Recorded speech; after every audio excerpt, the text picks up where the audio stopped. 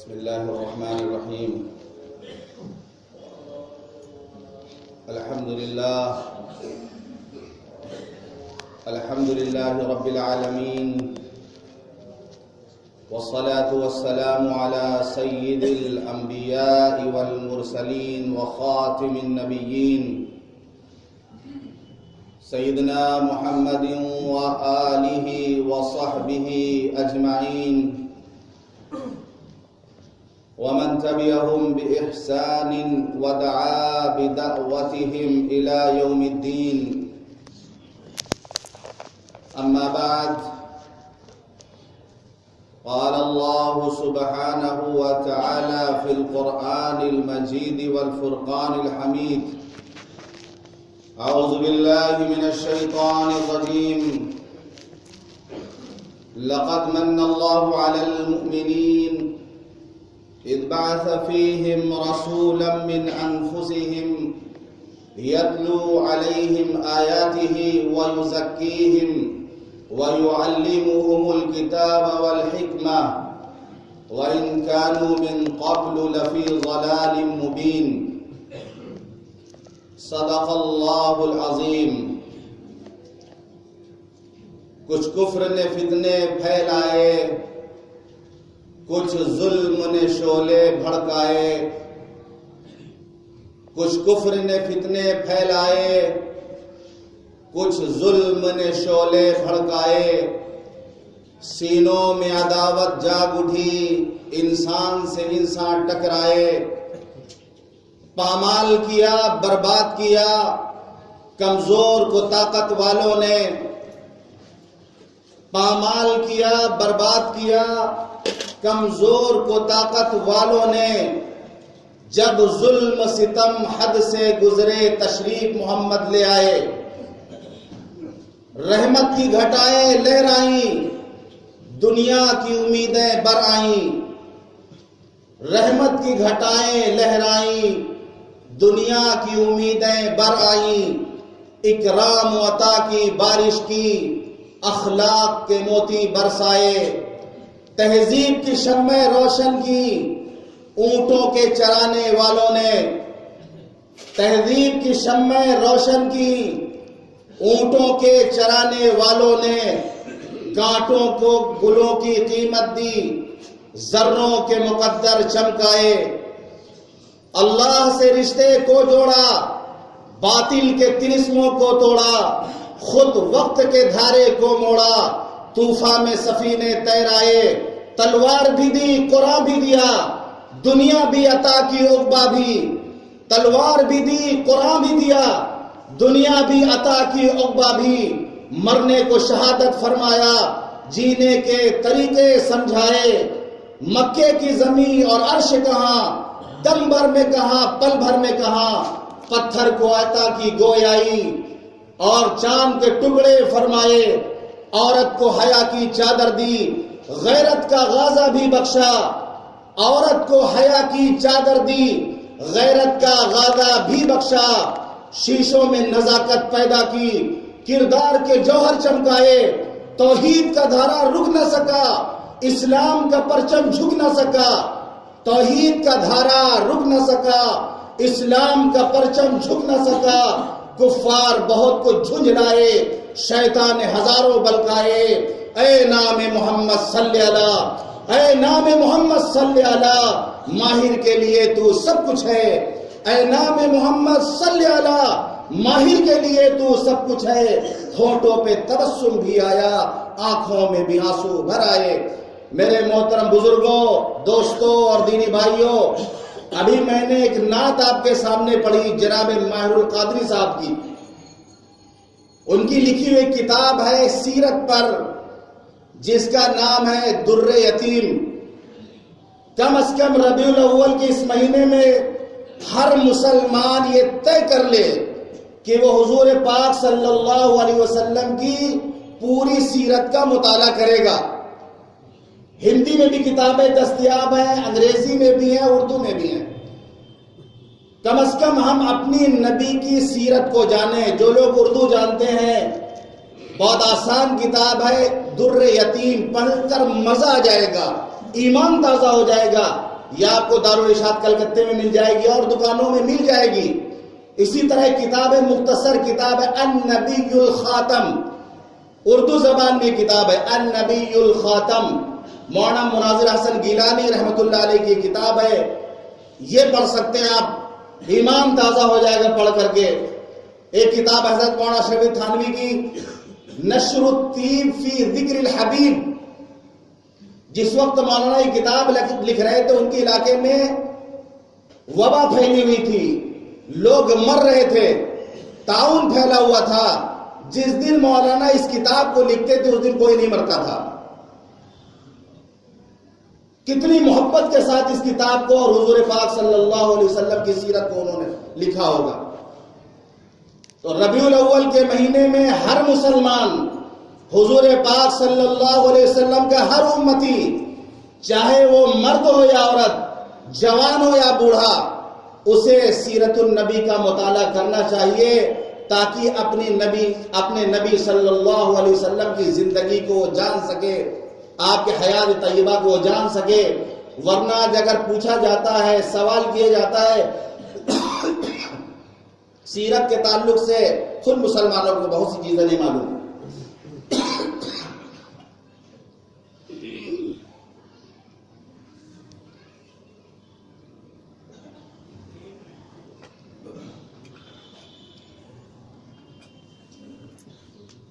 جب اللہ تعالی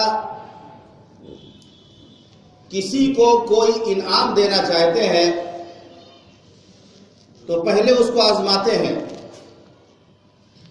جتنا بڑا انعام ہوتا ہے اتنی بڑی آزمائش بھی ہوتی ہے. دواؤں کی جو بوتلیں ہوتی ہیں اس میں لکھا ہوا ہوتا ہے شیک ویل بیفور یوز، استعمال سے پہلے اس کو اچھی طرح ہلا لیں. اسی طرح اللہ تعالیٰ بھی جب کسی سے کام لینا ہوتا ہے تو اس کو پکڑ کر ہلاتے ہیں، اس کو جھنجھوڑتے ہیں، اس کو آزمائش میں ڈالتے ہیں. گرمی کے موسم میں جب آپ اپنے لیے ایک گھڑا خریدنے جاتے ہیں، 20-30 روپے کا گھڑا خریدنے جاتے ہیں تو اس کو ٹھوک بجا کے دیکھتے ہیں کہیں چھٹکا تو نہیں ہے. تربوز خریدنے جاتے ہیں، اس کو بھی ٹھوک بجا کے دیکھتے ہیں کچا کی پکا ہے. جب ہم ان معمولی چیزوں کو ٹھوک بجا کے دیکھتے ہیں، اپنے لیے اس کو لینا ہوتا ہے. اللہ تعالیٰ بھی جب انعام سے کسی کو نوازنا چاہتے ہیں تو پھر اس کو آزماتے ہیں، اس کا امتحان لیتے ہیں، اور انعام جتنا بڑا ہوتا ہے آزمائش بھی اتنی بڑی ہوتی ہے.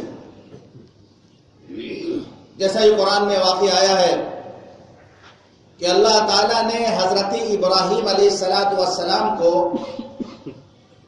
امامت کا تاج پہنانا تھا، ساری دنیا کے لیے ان کو امام بنانا تھا.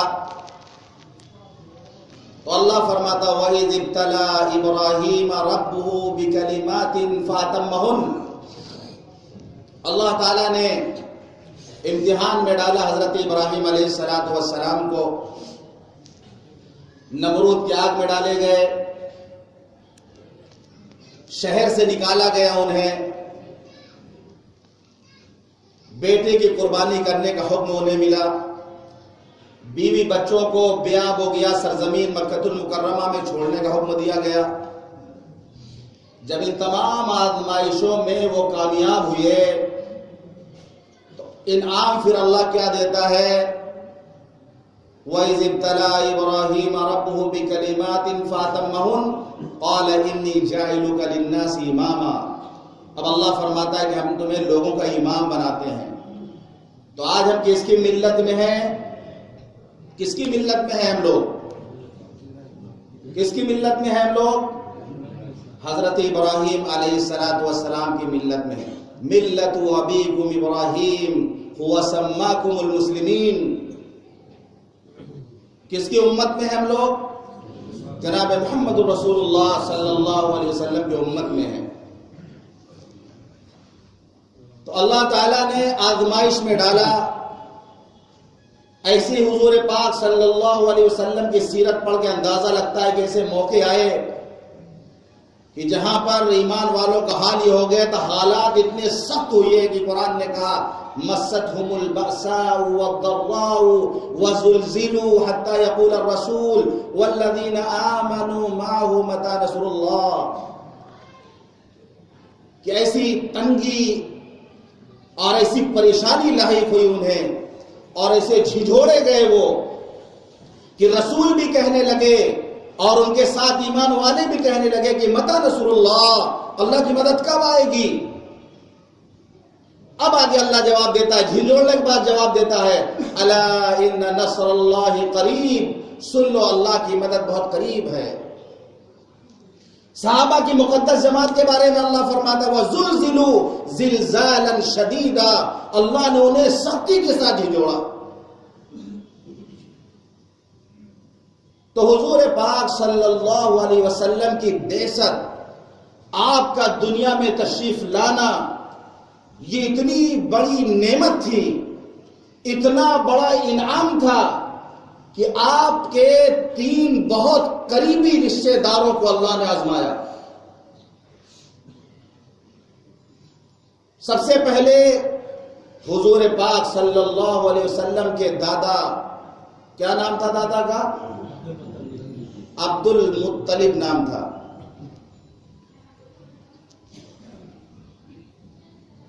اصل میں ان کا نام عبد المطلب نہیں تھا، ان کا نام تھا شیبہ. جب وہ پیدا ہوئے تھے تو ان کے بالوں کچھ بال سفید تھے، پیدائشی طور پہ سفید بال تھے ان کے، تو ان کا نام شیبہ پڑ گیا، یعنی بوڑھا. شیبہ عربی زبان میں کہتے ہیں بوڑھے کو. یوم یجعل الولدان شیبا، قیامت کا دن وہ دن ہوگا جو بچوں کو بوڑھا کر دے گا.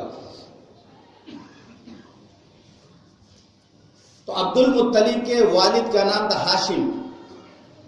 ایک مرتبہ مکے میں قحط پڑا تو ہاشم نے روٹیاں ٹکڑے ٹکڑے کر کے لوگوں میں بٹوائے، ان کو کھلایا، اس لیے ان کا نام ہاشم پڑا. ہاشم کہتے ہیں عربی زبان میں ٹکڑے کرنے والے کو. یہ حضور صلی اللہ علیہ وسلم کے پردادا تھے. تو ہاشم کا نکاح مدینے میں ہوا تھا سلمہ نام کی ایک عورت سے، اور بہت تھوڑی عمر میں ہاشم کا انتقال ہو گیا. یعنی حضور پاک صلی اللہ علیہ وسلم کے پردادا کا. اب حضور صلی اللہ علیہ وسلم کے دادا عبد المطلب یتیم تھے. ان کی والدہ سلمہ ان کو مکے سے لے کر اپنے میکے مدینے چلی گئی. بنو نجار پورا خاندان تھا مدینے میں، وہیں پر عبد المطلب کا ننیحال تھا، وہیں رہتے تھے اپنی والدہ کے ساتھ. یتیمی کا داغ دیکھا تھا انہوں نے. مکے سے ایک آدمی مدینے گیا،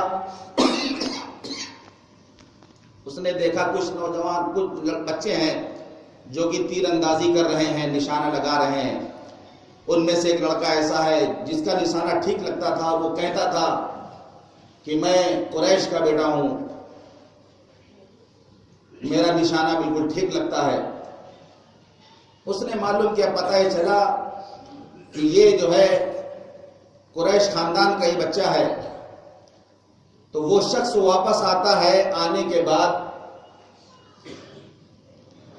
ان کے چچا کو، جن کا نام مطلب تھا، ان سے کہتا ہے کہ تمہارا بھتیجا وہاں پر ہے، مدینے میں رہے گا، کون اس کو جانے گا، تم اپنے پاس لا کے اس کو رکھو.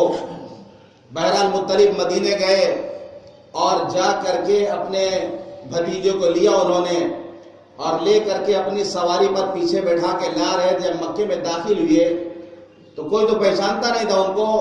کسی نے دیکھ کے کہہ دیا کہ عبد المطلب، یعنی مطلب کا غلام ہے. یہ عبد کہتے ہیں غلام کو.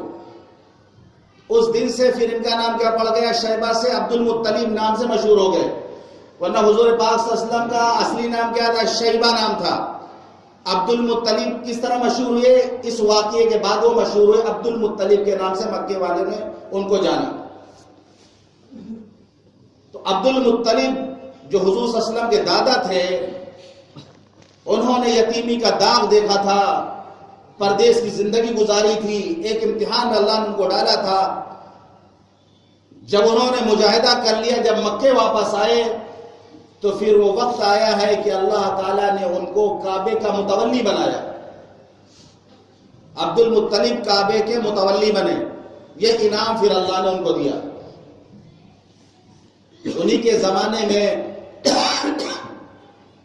ابرہہ نام کا ایک بادشاہ تھا حبشہ کا، اس نے ایک عبادت گاہ بنوایا یمن میں، اور لوگوں سے کہہ دیا کہ اب مکہ کوئی نہیں جائے گا، کعبہ کوئی نہیں جائے گا، بلکہ جس کو جانا ہے طواف کرنا ہے وہ اس کا آگے طواف کرے۔ بہرحال بہت تکلیف دہ چیز تھی مکے والوں کے لیے، قریش والوں کے لیے۔ ایک قریشی آدمی گیا یمن، جا کے اس نے اس جو بنا ہوا تھا عبادت خانہ جو اس نے بنایا تھا، اس کو جا کے اس نے گندا کر دیا۔ جب بادشاہ کو معلوم ہوا تو کعبے کو ڈھانے کے لیے وہ پورے ہاتھیوں کے لشکر کے ساتھ چلا۔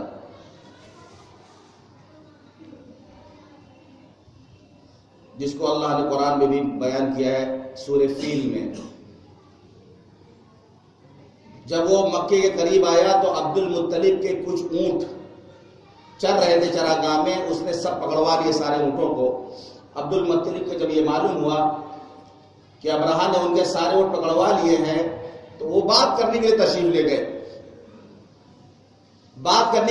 لے گئے، اور انہوں نے کہا کہ بھائی ابراہیم میرا اونٹ واپس کر دو مجھے۔ تو ابرہہ نے کہا کہ تمہیں اپنے اونٹوں کی فکر لگی ہوئی ہے، میں کعبے کو ڈھانے کے لیے آیا ہوں، تم اس کی فکر نہیں کر رہے ہو، تمہیں اپنے اونٹوں کی پڑی ہے۔ تو عبد المطلب نے کہا کہ میں اونٹوں کا مالک ہوں، میں اسی کی بات کروں گا، وہ گھر جو بیت اللہ ہے اس کا بھی ایک مالک ہے، وہ تم سے نپٹے گا۔ میں جس چیز کا مالک ہوں اسی کے بارے میں بات کروں گا، اس گھر کا بھی مالک ہے۔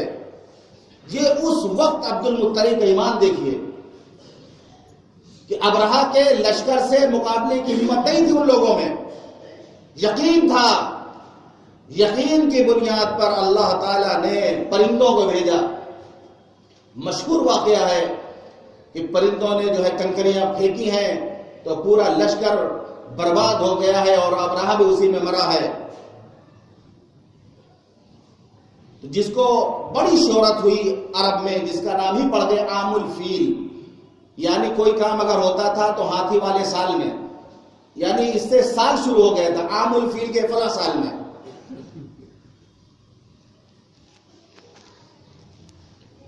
تو انعام اللہ تعالیٰ نے حضور صلی اللہ علیہ وسلم کے دادا کو کیا دیا؟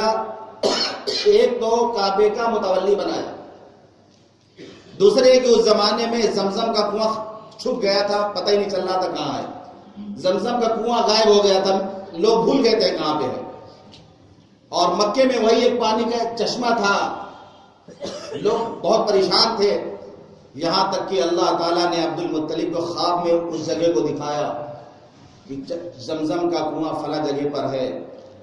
اٹھے وہ بیدار ہوئے اور جا کر کے اس کو کھودا انہوں نے، تو وہاں سے جو ہے زمزم کا چشمہ جاری ہوا، اور آج تک لوگ اس سے فائدہ اٹھا رہے ہیں اور انشاءاللہ قیامت تک اٹھاتے رہیں گے۔ تو یہ اللہ تعالیٰ نے انعام دیا کہ زمزم کا چشمہ دوبارہ خواب میں دکھا کر اس کو جاری کیا۔ عبد المطلب نے یہ منت مانی تھی کہ اگر ان کے 10 بیٹے ہو جائیں گے، ایک کو اللہ کی راہ میں قربان کریں گے۔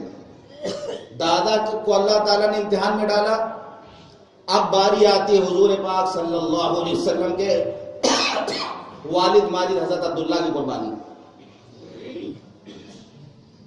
یہ میں بہت پہلے کی چیز آپ کو بتا رہا ہوں جو عام طور پہ نہیں بتاتے لوگ اس چیز کو، یہ سب بھی جاننا چاہیے۔ تو حضرت عبد المطلب نے یہ منت مانی تھی کہ اگر میرے 10 بیٹے ہو گئے تو میں ایک کو اللہ کی راہ میں قربان کروں گا۔ اللہ نے 10 بیٹے عطا فرمائے، جن میں سے 5 بہت مشہور ہوئے، حضرت عبداللہ، ابو طالب، ابو لہب، حضرت حمزہ اور حضرت عباس۔ یہ 5 بہت مشہور ہوئے۔ بہرحال اب 10 بیٹوں میں کس کو قربان کیا جائے؟ تو قرعہ ڈالا انہوں نے۔ جب قرعہ ڈالا تو حضرت عبداللہ کے نام میں قرعہ نکلا کہ ان کو ذبح کیا جائے۔ حضور صلی اللہ علیہ وسلم کے والد کا نام نکلا۔ اب جو ہے لوگوں نے کہا کہ بیٹے کو نہ قربان کریں آپ، اس کے جگہ میں دیت یہ ہے، دیت خون بہا جس کو کہا جاتا ہے، کہ آپ اس کے جگہ اونٹوں کی قربانی آپ کر دیں۔ تو اب ایک طرف 10 اونٹ رکھا انہوں نے، ایک طرف اپنے بیٹے عبداللہ کو رکھا۔ اب قرعہ ڈال رہے تو ہر بار انہی کا نکل رہا، عبداللہ کا نام پھر آیا۔ 20 اونٹ کر دیے، پھر حضرت عبداللہ کا نام آیا۔ 30 اونٹ کر دیے، پھر حضرت عبداللہ کا نام آیا۔ یہاں تک کہ جب 100 اونٹ کر دیے تب جا کے اونٹوں کے نام کا قرعہ نکلا، اور جو ہے 100 اونٹ کو ذبح کیا گیا۔ اس طرح حضور کے والد قربان ہونے سے بچ گئے، لیکن ان کے والد نے نیت قربانی کی کر لی تھی۔ ایک بدو آئے حضور پاک صلی اللہ علیہ وسلم کے پاس، آپ کو مخاطب کرتا ہے، یبن الذبیحین، اے 2 ذبیح اللہ کے بیٹے۔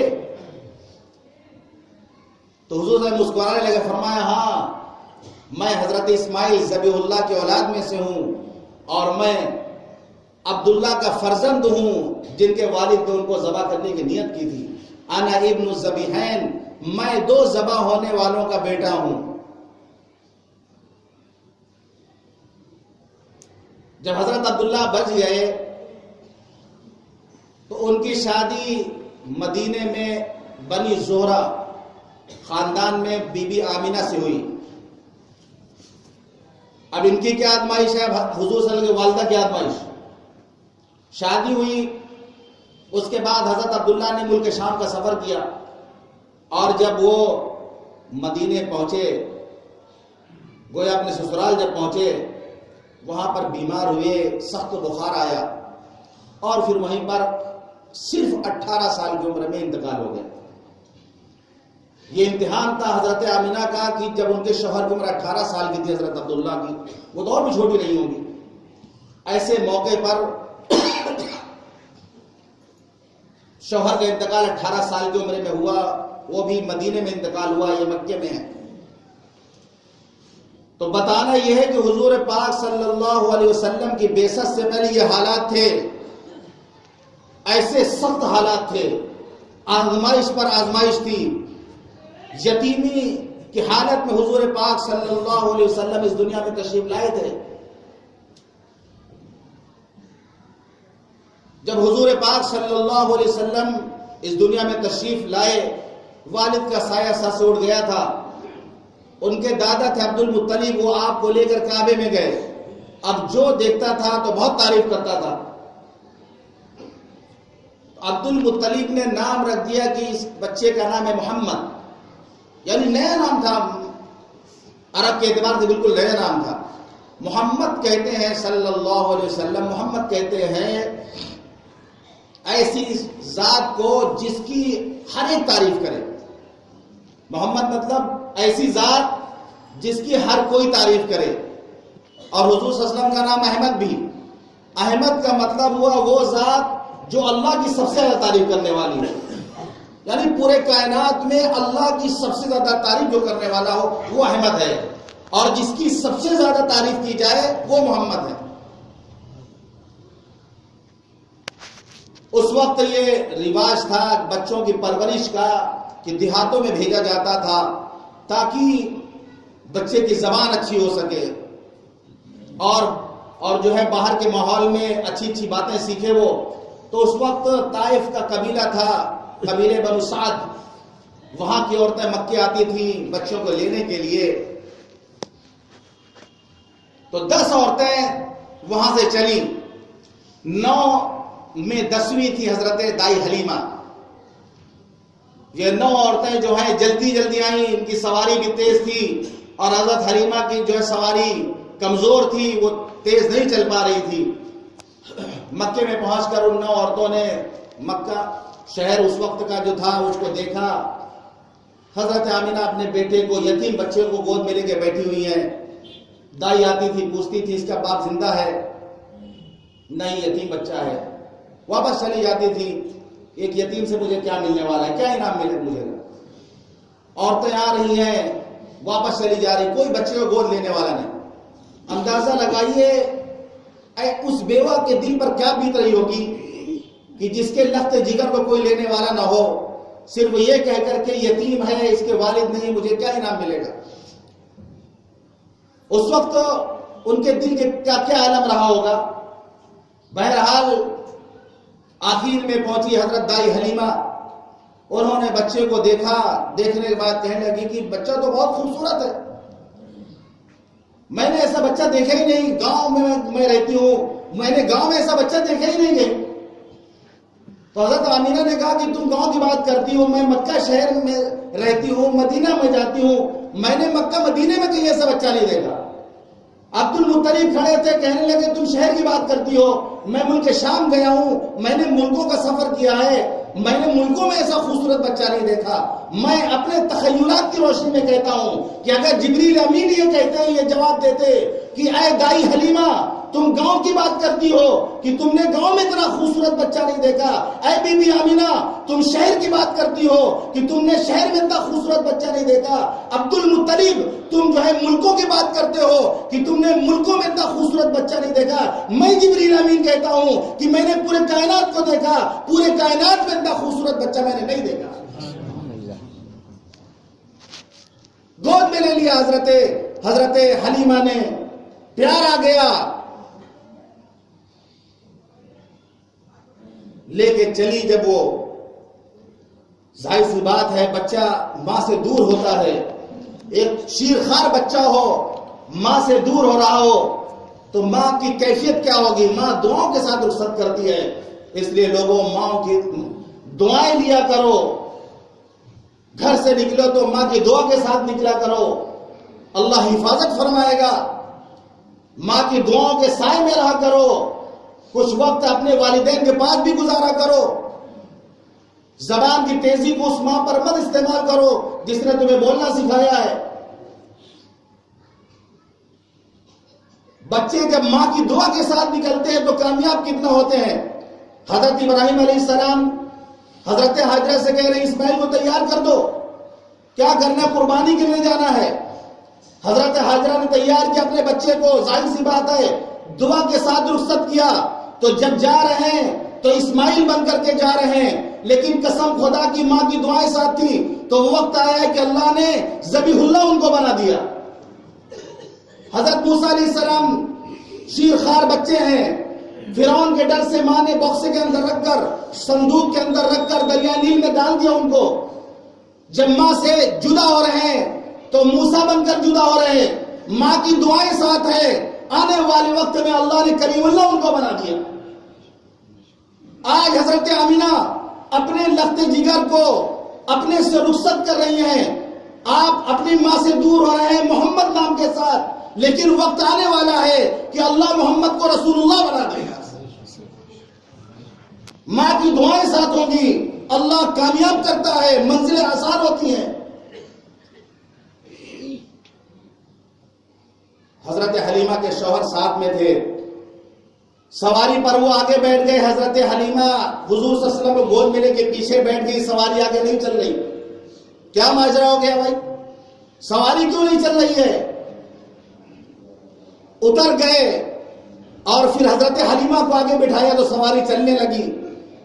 سواری کیسے چلتی؟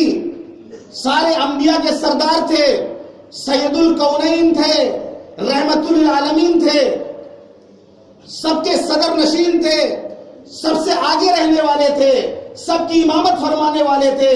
یہاں تک کہ جب ان کی وفات بھی ہوئی تو ان کی جنازے کا کوئی امام نہیں بنا، کیونکہ وہ خود امام الاولین والآخرین تھے. تو جب ان کو پیچھے رکھا گیا تو سواری نہیں چل رہی، جب آگے بٹھایا گیا تو سواری چلنے لگی. اور سواری بھی وہ جھوم جھوم کے چل رہی ہے کہ ساری سہیلیاں پیچھے رہ گئیں اور حلیمہ کی جو سواری آگے بھاگ رہی ہے. سہیلیاں پوچھ رہی کہ حلیمہ تم نے سواری بدل لیا، فرمایا کہ سواری نہیں بدلا ہے، سواری تو وہی ہے لیکن آج سواری کا سوار بدل گیا ہے۔ پھر اللہ تعالیٰ نے برکت سے جو نوازا ہے، اللہ چاہتے تو کسی محل میں آپ کی پرورش کرتے۔ حضرت موسیٰ علیہ السلام کی پرورش کہاں ہوئی؟ فرعون کے محل میں ہوئی ہے۔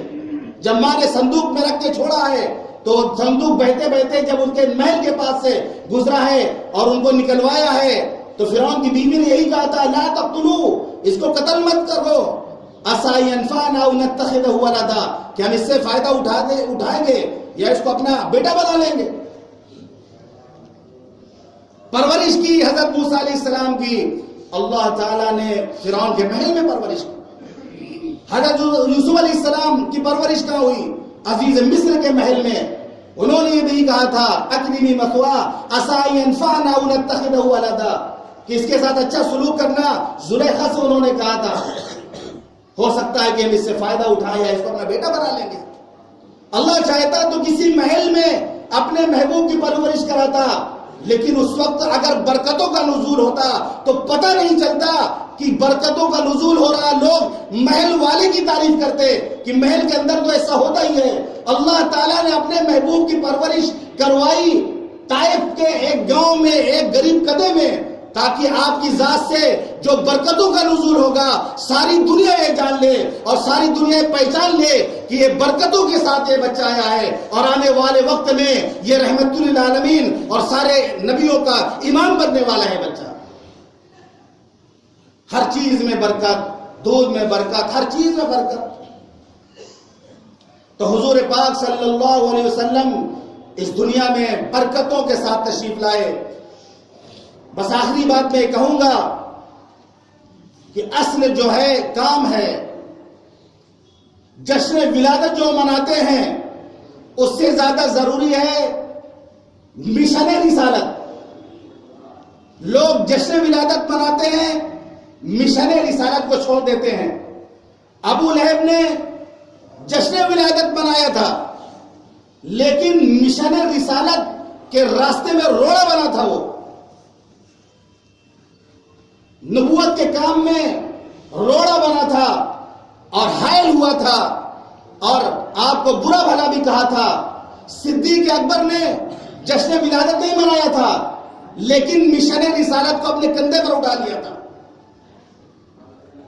تو مشن رسالت اصل ہے کہ کس پیغام کے ساتھ جو لوگ جشن ولادت مناتے ہیں ان کو 1000 بار سوچنا چاہیے کہ وہ مشن رسالت کو بھی قائم کریں۔ کس مقصد کے لیے آپ دنیا میں تشریف لائے اس چیز کو اپنے اندر اتارنے کی کوشش کریں، اس کا پیغام دیں، غیروں تک وہ پیغام پہنچے۔ ربیع الاول کا مہینہ اسی لیے آتا ہے کہ ہم اپنے ایمان کی تجدید کریں کہ اس مہینے میں اگر کوئی مسلمان اگر شراب پینے کا عادی ہے کہ وہ شراب سے توبہ کرے، اگر کوئی زنا کا عادی ہے تو پھر زنا سے توبہ کرے، اگر کوئی سود کھاتا ہے وہ سود سے توبہ کرے، اگر کوئی جھوٹ بولنے کا عادی ہے وہ جھوٹ سے توبہ کرے، اگر کوئی غیبت کرتا ہے وہ غیبت سے توبہ کرے، اگر کوئی کسی غلط کام میں مبتلا ہے اس سے وہ توبہ کرے۔ کہ اس مہینے میں حضور پاک صلی اللہ علیہ وسلم یہی پیغام لے کر دنیا میں آئے تھے۔ ورنہ پھر ہم محلوں کو دلہن کی طرح سجا دیں، اپنے بلڈنگوں کو خوب سجا دیں، لیکن اگر ہمارا اندر دل تاریک رہ گیا، دل کے اندر اگر اجالا ہی نہیں ہوا تو ایسی سجاوٹ کا کیا فائدہ؟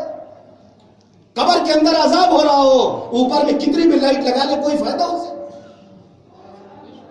اصل تو ہے کہ اپنے قلوب کو حضور پاک صلی اللہ علیہ وسلم کی محبت سے منور کریں، اپنے آدھا کو حضور صلی اللہ علیہ وسلم کی سنتوں سے مزین کریں۔ جس طرح دلہن کڑا پہنتی ہے، سونے کا کڑا ڈالتی ہے، وہ سوچتی میرا ہاتھ خوبصورت ہو گیا، بالی پہنتی ہے سوچتی کہ میرا کان خوبصورت ہو گیا، ناک میں جو ہے کیل پہنتی ہے سوچتی کہ میرا ناک خوبصورت، جو سونے کے زیورات پہنتی ہے کیوں پہنتی ہے؟ وہ سمجھتے ہیں کہ ہم خوبصورت بنتے چلے جائیں گے، میرا پیا میرا شوہر مجھے پسند کر لے گا۔ قسم خدا کی سنتوں کو اپناؤ، آنکھوں میں سرما اس لیے سے لگاؤ کہ جناب محمد رسول اللہ صلی اللہ علیہ وسلم کی سنت ہے سرما لگانا۔ ہم سرما لگائیں گے میری آنکھیں خوبصورت بنیں گی، ہم مسواک کریں گے، ہمارا کام و دہن ہم معطر ہوگا اور سنت کی ادائیگی ہوگی۔ ایک ایک سنتوں کو اپنائیں گے، ہم خوبصورت ہوتے چلے جائیں گے، ہم خوبصورت ہوتے چلے جائیں گے۔ تو آج حضور پاک صلی اللہ علیہ وسلم کا لایا ہوا دین یتیم ہے، کوئی اس کو گود لینے والا نہیں ہے۔ وہ 9 عورتیں گئی تھی، واپس چلی گئی تھی، در رسول تک پہنچا کمال نہیں ہے۔ در رسول تک پہنچنا کمال نہیں ہے، 9 عورتیں پہنچی تھی در رسول تک، لیکن آپ کو انہوں نے گود نہیں لیا تھا۔ کوئی نام بتا سکتا ہے؟ ان 9 عورتوں کا کوئی نام بتا سکتا ہے؟ تاریخ میں کہیں کوئی تذکرہ نہیں۔ حضرت حلیمہ نے اس در یتیم کو اپنی گود میں لیا۔ مسلمان کا بچہ جانتا ہے حضرت حلیمہ کا نام، مسلمان کا بچہ دائی حلیمہ کا نام جانتا ہے۔ دائی حلیمہ کا احسان ہے پوری امت پر، یہ حضرت دائی حلیمہ کا احسان ہے پوری امت پر کہ انہوں نے اس در یتیم کو اپنی گود میں لیا۔ تو در رسول تک پہنچنا کمال نہیں ہے، در رسول پہنچ کر کے وہاں کی سوغات کو حاصل کرنا یہ کمال کی بات ہے۔ تو جس مقصد کے لیے حضور پاک صلی اللہ علیہ وسلم اس دنیا میں تشریف لائے، جو کام لے کر کے آئے، جو وہ کام کو کرے گا، تو اللہ تعالیٰ نے جیسے حضرت حلیمہ کو دنیا میں مشہور کر دیا، اسی طریقے سے اللہ اسے بھی مشہور کر دے گا۔ جس طرح حضرت حلیمہ کو اللہ نے آخرت میں مقبول کر دیا، اللہ اسے بھی آخرت میں مقبول کر دے گا۔ اللہ تعالیٰ ہم سب کو سنت کے مطابق زندگی گزارنے کی توفیق عطا فرمائے۔ اللہ ہم سب کو بدعات سے حفاظت فرمائے۔ حضور پاک صلی اللہ علیہ وسلم کی سچی اور پکی محبت ہم سب کو نصیب فرمائے۔